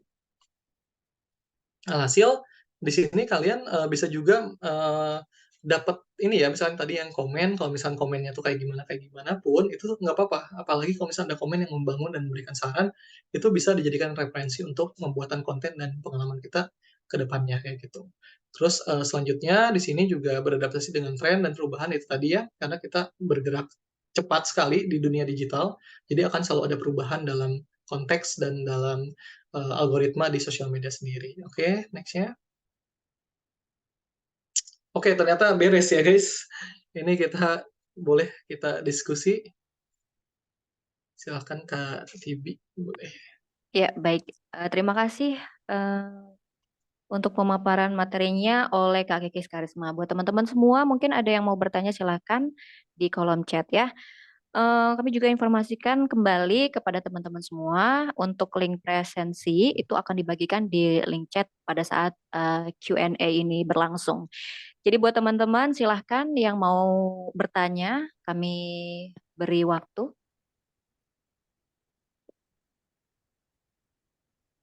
Oke, baik. Sembari kita menunggu pertanyaan daripada teman-teman semua, boleh nggak Tibi yang tanya nih sama Kak Kikis? Boleh, boleh. Silakan, Kak. Boleh ya Kak ya? Gini Kak, kan kemarin itu kita kita kita ini deh nggak usah ngomongin soal eh, materi deh, karena Iya. Tibi pribadi juga sebenarnya sempat juga ikut-ikutan kayak gitu, cuman stuck stuck ya. Iya. Nah, kemarin itu kan sempat viral Kak, yang itu loh Kak, yang soal konten kreator eh, apa Apa tuh? ditiru setupnya sama Oh, oke, bocil. ya, oke. Kebetulan itu Kita rekan ngomong, aku juga sih. oh begitu. Iya, makanya kemarin Aduh sempat jadi malu ngomong. nih kalau saya Nggak nanya apa-apa, it's ya. okay, it's okay. Oke, Lah baik Kak, ketipok itu ya? kan viral banget. Ya, itu kan viral banget ya Kak ya. Jadi Hmm, boleh tahu nggak tanggapan menurut Kakak pribadi terlepas mungkin entah itu Kakak dekatnya sama si yang mana gitu ya. iya. Menurut Kakak pribadi gitu ya, mengenai hal tersebut apa nih tanggapan Kakak? Oke, kalau bicara soal tanggapan, kemarin viral sebenarnya rame banget ya, itu di TikTok sampai Iya, itu nggak cuma di TikTok sih, sampai kayak di Instagram tuh kayak dijadiin konten kan sama orang-orang juga. Terus ada beberapa yang betul. memang kayak dijadikan kesempatan juga ya buat narik FYP dan lain-lain ya. Tapi kalau Benar. misalkan dari aku sendiri, tanggapan aku sebenarnya memang kalau bicara soal niru setup itu di dunia sosial media itu nggak ada namanya originalitas ya, Kak, ya. Karena memang Mm-mm. semuanya itu pasti akan ada kesamaan dan bakal ada improvisasi dari sebuah konten gitu. Justru aku juga sangat amat menyayangkan gitu dari dia gitu ya, berkomentar soal seperti itu karena memang ya harusnya kita ya sebagai teman-teman nih misalkan yang memang mau bergerak di bidang sosial media dan misalkan ada yang sudah senior atau yang sudah berpengalaman di situ, ya harusnya kita memberikan apa ya, memberikan, masukan yang positif gitu. Dan kita harus saling merangkul gitu. Kenapa? Karena ya itu tadi, kita bergerak dan hidup di ruang lingkup yang sama, dan itu pun istilahnya, ya kita kan istilahnya membuat, apa ya, membuat suatu komunitas, membuat suatu jaringan yang memang sama-sama gimana caranya kita bisa rising bareng gitu, bisa naik bareng gitu. Bukan malah kita kayak ada kreator baru nih, "Wah ini, kontennya mirip punya gua nih, nggak bisa nih kayak gini," viralin misalkan. Ya nggak kayak gitu, justru viralkanlah dengan hal yang baik gitu. Bukan dengan yang istilahnya menjatuhkan, tapi gimana caranya, harusnya nih anak kan bagus ya, anak SD bisa bikin Ya, konten tutorialnya bagus dan cukup jelas, ya gimana caranya kita naikin gitu, buat dia lebih bagus, supaya memotivasi bahwa nanti rekan-rekan yang seusia dia bisa jadi content creator yang positif, yang memberikan manfaat, kayak gitu sih, Kak. ya. Jadi sebetulnya kita sebagai yang mungkin mau memulai gitu ya, Kak ya Mhm, terjun ke dunia media seperti ini, contoh lah misalnya kita mau ala-ala seperti konten kreator kayak misalnya tutorial atau segala macam gitu ya. Cuman mhm, kalau misalnya apakah perlu kita apa namanya dengan hal yang viral seperti ini ada ketakutan begitu ya ketika iya, kan misalnya gini, kita bicara soal nis tadi. iya, Nis kita misalnya dimasak nih, cuman tertarik juga dan terinspirasi misalnya lewat masak-masak DBM apa, misalnya kayak iya, gitu, iya. terinspirasi dari situ, gitu. Cuman sebenarnya boleh nggak sih kayak meniru, cuman mungkin perlu juga adanya modifikasi daripada penyampaian konten itu sendiri, Kak. Iya. Gimana, Kak? Baik, kalau bicara soal ATM itu kan sebenarnya sudah sangat dijelaskan dan umum ya, dalam arti kayak nggak itu tadi yang aku bilang bahwa tidak ada namanya originalitas gitu dalam dalam pembuatan suatu konten gitu. Dan ya dibolehkan saja sebenarnya untuk meniru dan memodifikasi, karena kata kuncinya adalah modifikasi. Nah, itu tadi kenapa aku paparkan di materi sebelumnya, kita itu harus Mm-mm. bisa inovatif dan kreatif gitu ya sebagai content creator misalkan. Kenapa? Karena itu tadi, karena kalau misalkan kita pure, semuanya niru dan semuanya sama, itu tuh nggak menjelaskan dan nggak bisa membuat kita tuh memiliki keunikan nih. Jadi istilahnya kalau misal apalagi kita konten konten kreator baru nih, terus kita niru konten orang. Terus orang mikir kayak, Iya "Ngapain aku ngelihat konten kamu?" Misalkan kan, ya mendingan aku lihat yang udah iya, gede aja gitu kan. Nah, makanya kenapa di sini benar sih. peran penting inovasi dan kreativitas itu sangat amat diperlukan gitu. Makanya tadi Perlukan. gimana sih caranya meningkatkan kreativitas dan inovasi, itu tadi temukan kayak komunitas, sharing, kreatif sharing dengan rekan-rekan juga yang bergerak di bidang yang sama, dan memang harus terus belajar sih Kak, intinya kayak gitu. Mhm. Baiklah, berarti memang benar-benar harus belajar juga ya gitu ya. Jadi sebenarnya hal-hal yang viral seperti tadi itu seharusnya Mhm. tidak membuat kita takut dan patah semangat ya Kak ya untuk bikin konten. Betul. Jadi tidak perlu dikhawatirkan sih sebenarnya, bahkan itu bisa jadi acuan kita juga kan, bahwa, oh ternyata, Iya betul. ya hal seperti itu ternyata banyak loh yang ngedukung untuk hal yang lebih positif kan. Kalau misalkan mungkin kalau misalkan Kakak ngelihat, balasan-balasan konten dari konten viral itu kan, sampai Chandra Leo Iya kan komen kan, iya, betul istilahnya betul kayak betul. beliau sendiri yang raja perkontenan gitu, Mhm. sampai sampai bilang kayak gitu bahwa beliau sendiri mau memfasilitasi anak-anak yang seusia mereka untuk menjadi konten kreator, itu kan Mhm. banyak Betul. gitu, seperti itu. Justru kita harus mendukung hal-hal demikian ya. Oke, Betul, teman-teman masih kita tunggu untuk teman-teman semua yang mungkin mau bertanya silahkan ya. Sembari menunggu juga Kak, mau tanya lagi nih Kak. boleh Jadi kan silakan. saya juga sempat sempat semp saya juga sempat ini ya, sempat Mhm, dulu sih udah lama.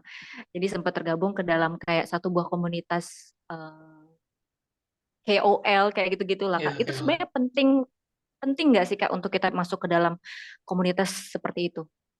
oke, kalau bicara soal komunitas mungkin dibilang penting-penting, dibilang enggak ya, tergantung sebenarnya. Tapi kalau menurut aku pribadi sebenarnya penting karena gini, tapi, kamu harus Kakak juga harus bisa cek ya, dalam arti kayak ini komunitasnya sehat apa enggak sih, gitu kan.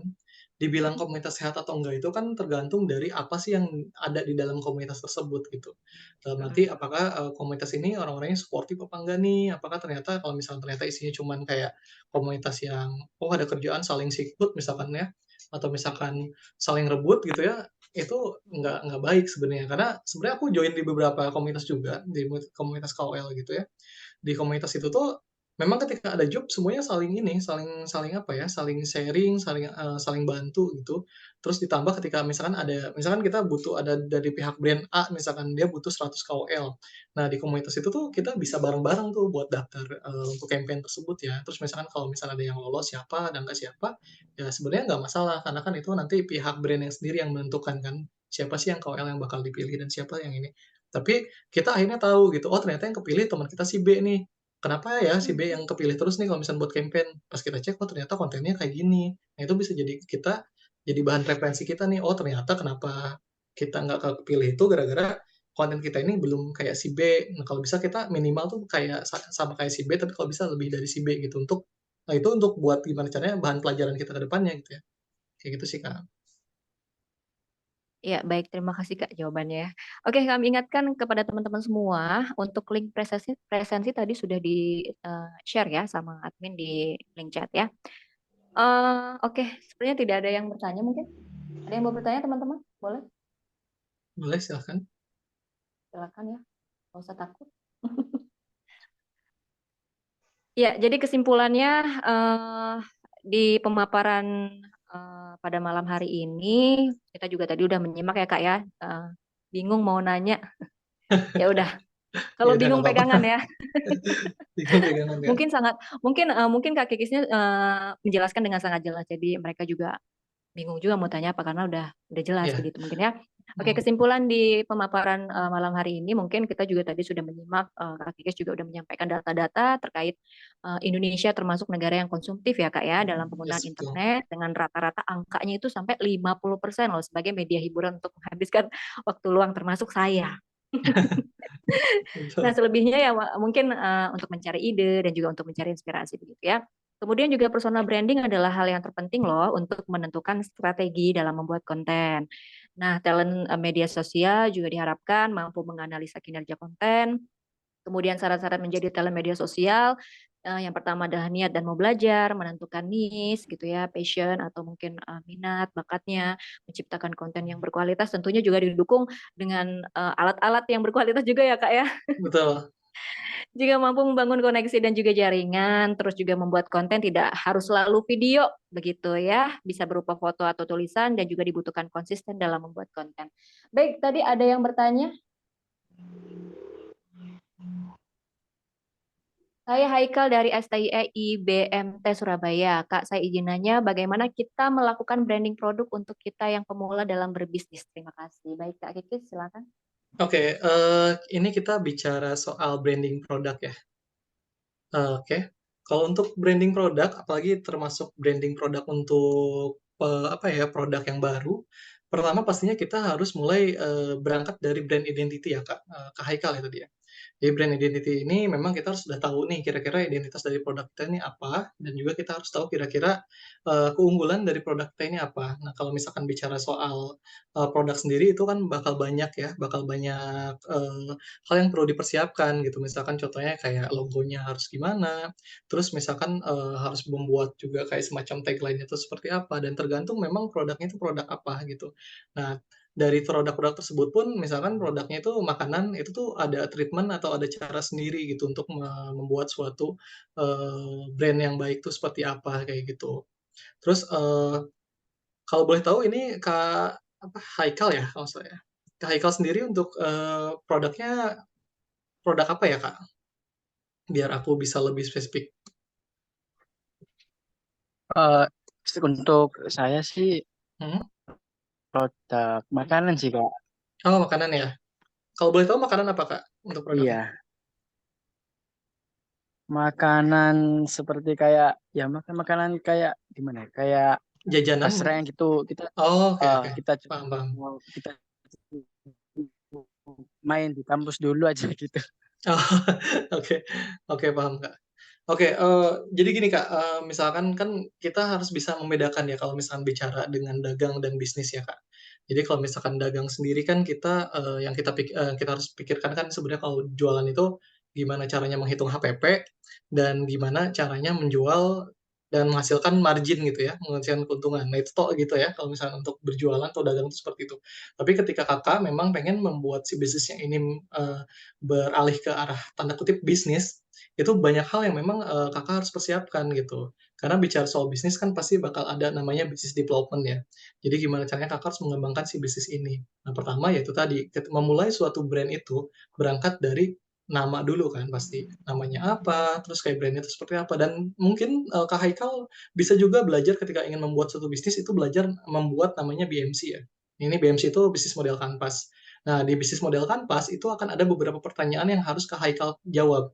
Misalkan contohnya adalah Kak Haikal membuat suatu bisnis, misalkan bisnisnya itu adalah bisnis makanan. Nah, makanan ini tuh sebenarnya customer segmennya itu siapa sih? Segmentasi dari produk ini siapa?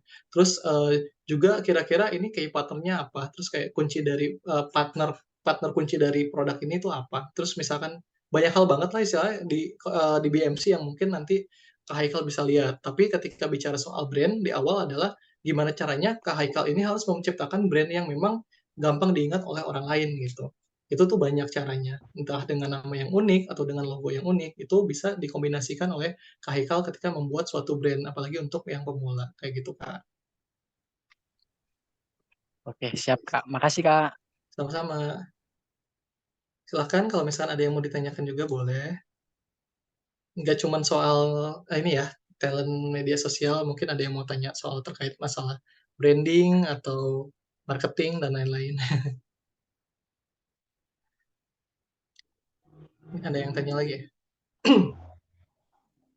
Ya, ada yang bertanya lagi.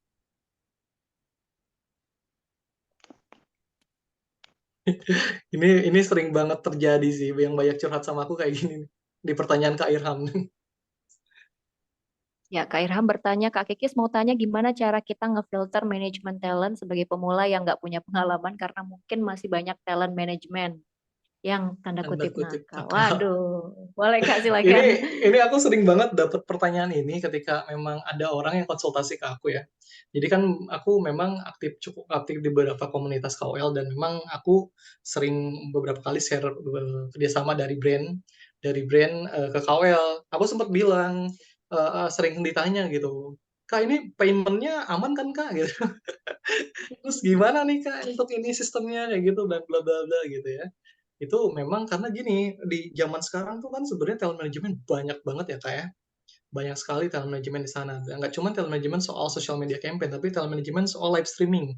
Apalagi di era COVID ya, tiba-tiba muncul banyak agensi live streaming gitu, dan aku banyak curhatan juga, dan memang aku juga di Dream Hike Management itu nggak cuma social media campaign, Kak, tapi aku nge-handling live streaming juga. Waktu itu aku live streaming di GoPlay, di Nimo TV, terus live streaming sekarang lagi mau coba di fokus TikTok kayak gitu. Jadi, nah, banyak banget memang, beberapa pengalaman yang memang bercerita bahwa banyak yang nakal ya. Nah, nakal ini tuh bukan ini ya, maksudnya nakal itu kayak ada uangnya si talent dibawa kabur, nggak dibayar gitu kan, segala macam. Nah, gimana caranya ngefilter manajemen talent sebagai pemula? Sebenarnya cara termudahnya adalah pertama, teman-teman tuh harus, lihat sosial medianya mereka, sosial media check ya. Sosial media check itu perlu, kenapa? Karena beberapa talent manajemen yang memang nggak istilahnya tanda kutip nakal, itu tuh kadang mereka sosial medianya tuh apa ya, bodong ya sebetulnya. Jadi di mana mereka nih punya manajemen, mereka bilang, "Halo Kak, perkenalkan nama saya bla bla bla," gitu ya, "saya dari manajemen ini." Udah tuh misalkan itu nge-DM atau misalnya nge-chat. Pas kita cek, kok nggak ada Instagram-nya, kok nggak ada sosial medianya gitu, terus kok nggak ada portfolionya gitu. Nah itu bisa jadi itu adalah beberapa tanda manajemen yang kurang baik ya, karena mereka nggak punya apa ya, nggak punya portfolio gitu di sosial medianya. Dan biasanya kita sebagai talent boleh misalkan nanya, "Kak, misalkan aku direkrut sama manajemen ini, oh boleh dong Kak, aku boleh lihat brief profile-nya nggak?" Nah, brief profile-nya ini tuh bakal lihat nih, kita bisa nge-track kan, di brief profile itu misalkan kita bisa cek bahwa, oh manajemen Dream Hike ini udah pernah ngerjain campaign ini nih, udah berdiri sampai sini. Di situ juga kita ngejelasin kayak visi dan misinya apa, terus kita juga ngejelasin bahwa bisnis model kanvasnya itu seperti apa. Nah, itu manajemen yang sehat biasanya tuh punya data-data itu, Kak, untuk istilahnya memperlihatkan bahwa manajemen itu ya berjalan dengan baik dan manajemen itu bukan manajemen yang bodong gitu. Kita punya sosial media, kita juga punya brief profile, kita juga punya BMC, biasanya kayak gitu, Kak, untuk menentukannya. Tapi kalau misalkan yang enggak, biasanya itu lebih ke personal sih, lebih ke perseorangan sebenarnya, tapi dia bilang bahwa dia manajemen. Nah, itu yang sering banyak terjadi kasus penggelapan uang gitu sama pihak-pihak manajemen, kayak gitu. Semoga bisa menjawab ya, Kak Irham. Iya, terima kasih Kak Kikis atas jawabannya ya. Terima kasih juga untuk Kak Irham tadi sudah bertanya. Tidak ada lagi ya? Ada lagi? Oke. Silakan. Baik, karena waktu kita terbatas, Kak. Oh iya, siap. Kayaknya akunya Ya, kasihkan ngobrol ya. iya ya, saking asiknya nih ya. Iya, iya. Oke, jadi kita cukupkan ya untuk sesi tanya jawabnya. Kita akan lanjut ke permasalahan bonus demografi, Kak. Yang katanya tahun 2030 nih, katanya Indonesia Hmm, akan adanya bonus demografi di mana usia produktif itu akan apa ya, lebih banyak ya? mendominasi mungkin lah, Hmm, lebih banyak ya. lebih banyak Jadi dari akan ini banyak ya. persaingan, akan banyak persaingan. Boleh nggak Kak sedikit tanggapan untuk Kakak, seberapa penting sih bonus demografi itu untuk suatu negara gitu? Sebenarnya kalau bicara soal bonus demografi sendiri, menurut aku cukup penting ya. Terus kita juga Indonesia kan ada target 2045 kan Indonesia emas ya, Kakak. Kita usia berapa ya, Kak, 2045 ya? Semoga masih ada Wah, umur ya amin ya di situ Allah, ya. semoga panjang umur. Yang umur ya. Oke, mungkin bicara soal Hmm. bonus demografi itu betul ya, Kak. Pastinya kita di Indonesia atau mungkin di beberapa negara yang memiliki bonus demografi itu cukup bermanfaat karena salah satunya itu adalah untuk potensi pertumbuhan ekonomi ya. Di mana memang prosesi penduduk di sini kan kita usianya lebih produktif gitu ya. Terus juga di sini buat peningkatan tenaga kerja juga jadi lebih banyak ketimbang mungkin usia yang tidak produktif gitu. Otomatis di sini bisa meningkatkan kinerja dan meningkatkan beberapa pergerakan ekonomi juga sih Kak sebenarnya untuk di Indonesia gitu. Terus juga kan di sini juga bisa meningkatkan, apa ya, istilahnya kayak konsumsi dan investasi sih. Bicara sini, soal investasi sendiri lebih banyak soal, usia produktif itu kan cenderung menghasilkan, produktivitas yang lebih tinggi gitu ya. Terus juga, menghabiskan lebih banyak, mengalokasikan sebagian pendapatan mereka juga untuk investasi jangka panjang gitu. Jadi menurut aku cukup ini ya, cukup apa ya, cukup berdampak positif lah bonus demografi itu gitu, terhadap, perekonomian Indonesia gitu. Iya, tapi sebenarnya ada dampak negatifnya nggak Kak? Yang perlu Ad kita Perhatikan wanti-wanti ya, gitu dari nanti start. ya. Sebenarnya dampak negatif dari bonus demografi kan sebenarnya tadi ya, salah satunya adalah kita ini usia produktifnya lebih banyak. Tapi kalau misalkan bicara soal usia produktif banyak, tapi ternyata Indonesia atau pemerintah tidak menyiapkan lapangan pekerjaan yang sesuai dengan banyaknya usia produktif. Alhasil kenapa? Kita kreatif dan produktif, tapi nggak ada pekerjaan, Kak. Jadi dalam arti kayak di Indonesia ini kan lucu ya, maksudnya dalam arti usia kita kan dimaksimalkan ya, misalkan kayak lamaran pekerjaan itu kan misalkan maksimal di umur 30 sampai 35. 30. Ya 30 lah ya, Ya, 35 udah susah ya. 30 lah. Harus berbisnis lah pokoknya kalau udah lewat dari 30 ya. Bukan, Gimana bukan. tuh? Harus ada orang dalam. Harus udah dalam, kayak gitu ya. Nah itu salah satu dampak negatifnya adalah kita tuh banyak yang memang bersiap atau ready untuk bekerja, tapi lapangan pekerjaan sendiri jadi sedikit gitu. Itu cukup amat sulit gitu, dan alhasil malah apa ya, mengakibatkan Indonesia memiliki banyak pengangguran kayak gitu. Ditambahkan zaman sekarang mungkin pekerjaan sendiri, sangat amat sulit ya, misalkan kita ngelamar sebagai admin kantor, tapi kita harus bisa punya SIM A, harus bisa, menguasai 4 elemen gitu kan, harus harus bisa harus bisa ini itulah, gila. Padahal sedangkan kan kita kerjanya sebagai admin kan harus menguasai Microsoft Office dan sebenarnya basically itu kan, tapi harus bisa ngedit, harus bisa bikin desain 3D rumah atau apa gitu.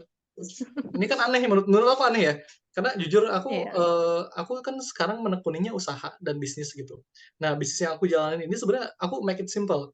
Aku cuman cari orang yang bener-bener spesialis di bidang tersebut, udah tok mau dia lulusan SD aku nggak peduli sih. Yang penting, istilahnya dia bisa dan dia mengerti apa yang aku perlukan gitu di pekerjaan gitu. Jadi aku nggak terlalu memikirkan kayak, "Oh dia lulusan ini nih, oh dia lulusan ini," gitu. Karena honestly aku juga sebenarnya punya usaha kontraktor sih, Kak, bisnis kontraktor gitu.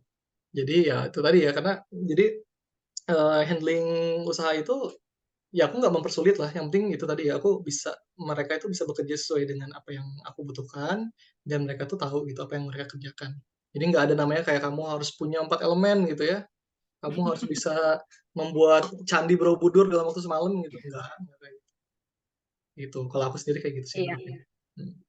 Memang sekarang ini banyaknya memang harus kayak banyak job desk-nya ya sebetulnya Betul, ya, Kak, harus ya. multitasking ya, padahal semuanya nggak selamanya bisa Multitasking. multitasking gitu. Betul sekali ya. Oke, demikian ya pembahasan singkat mengenai bonus demografi. Terima kasih Kak Kikis ya atas penjelasannya. Baik, diingatkan kembali untuk teman-teman semua, jangan lupa untuk mengisi data presensi ya di link yang sudah dibagikan. Tadi sempat ada yang komen katanya linknya error. Coba Yes. dicoba lagi untuk diklik link yang baru saja di-share sama admin kita ya. Untuk keperluan e-sertifikat kembali kami informasikan kepada teman-teman semua ya untuk mengisi data presensi pada link yang sudah dibagikan oleh admin begitu ya. Oke, terima kasih Kak Kikis Baik, Kak. atas pemaparan hari ini. Lumayan seru ya Kak ya ngomongin soal Iya, media sosial. betul. Sebenarnya nggak ada habisnya sih ya. Benar, Nggak benar, benar, panjang. benar. Sebenarnya nggak ada habisnya. Selalu akan ada pembahasan begitu ya. Nah, sebelum Iya, kita tutup, kita boleh lakukan sesi dokumentasi dulu nggak? boleh boleh, Kak. Admin gimana? Untuk teman-teman boleh open kameranya? Kita mau foto dulu. Ready? Ya, teman-teman boleh tunjukkan pesonamu. Cah, kayak slogan apa? Acara apa ya? Boleh silakan kita tunggu teman-teman semua untuk open cam ya. Udah open cam semua belum nih? Kita mau foto bersama dulu. Kita masih menunggu teman-teman semua untuk open cam. Gimana admin?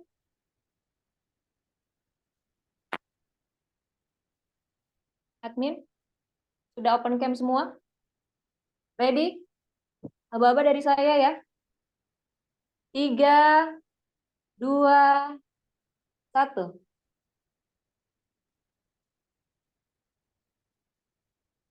Udah ya? Cukup? Cukup. Baiklah. Sip. Ya, teman-teman semua, demikian ya webinar kali ini.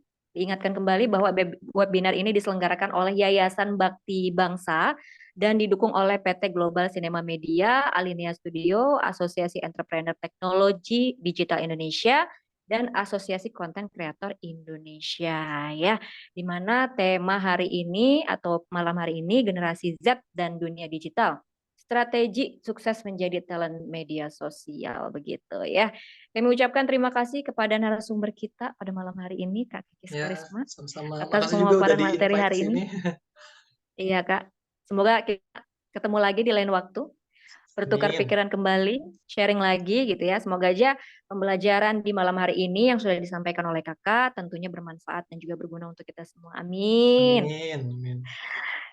Ya, untuk link presensi teman-teman sudah ya, tidak ada yang bermasalah lagi ya, teman-teman ya. Kalau begitu, saya TB Virus undur pamit sekaligus menutup webinar kali ini. Terima kasih Kak ilmunya tuh kata Zahra. Oh ya, sama-sama Kak. Ya. Ya, terima kasih Kak ya. Terima kasih juga pada teman-teman semua yang sudah menyempatkan untuk join di webinar kali ini. Ketemu lagi di kesempatan lain waktu. TB Virus pamit sekaligus menutup webinar kali ini. Wassalamualaikum warahmatullahi wabarakatuh. Selamat malam. Beli baju di Ciater. See you later. Dadah. Bye. Thank you. Demikian. Thank you. Thank you semuanya. Makasih Bang Kikis. Selamat malam. Sama-sama Sal. Kak Kikis.